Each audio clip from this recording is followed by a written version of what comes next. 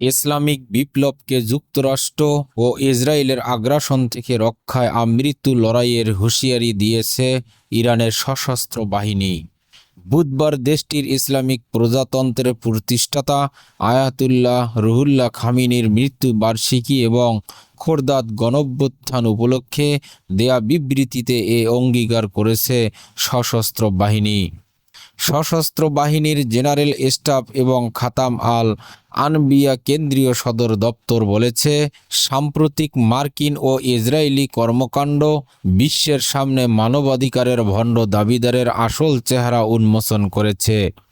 বিমানের হামলায় একটি স্কুলে তাদের ১৭০ জনেরও বেশি মানুষ নিহত হয়েছে, যা তাদের শত শত অপরাধের মধ্যে অন্যতম।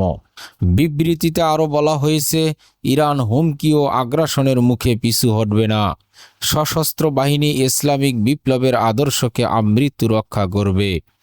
যুক্তরাষ্ট্র এবং ইসরায়েলের আত্মসমর্পণ করা ছাড়া আর কোনো উপায় থাকবে না। ১৯৮৯ সালের ৩ জুন ইরানের ইসলামী প্রজাতন্ত্রের প্রতিষ্ঠাতা এবং প্রথম সর্বোচ্চ নেতা রুহুল্লাহ খামেনির মৃত্যু হয়। মৃত্যুকালে তার বয়স হয়েছিল ৮৯ বছর। তিনি তেহরানের একটি বেসরকারি হাসপাতালে চিকিৎসাধীন অবস্থায় মারা যান। তার মৃত্যুতে ইরানের সরকার ৪০ দিনের শোক ঘোষণা করে এবং শিক্ষা প্রতিষ্ঠানে ৫ দিনের ছুটি ঘোষণা করা হয়। ইরানের পাশাপাশি পাকিস্তান ১০ দিনের, সিরিয়া ৭ দিনের এবং আফগানিস্তান, লেবানন এবং ভারত ৩ দিনের শোক ঘোষণা করে। খোমেনিকে রাষ্ট্রীয় মর্যাদায় দাফন করা হয় এবং দক্ষিণ তেহরানের বেহেশত-ই জাহরা কবরস্থানে সমাহিত করা হয়।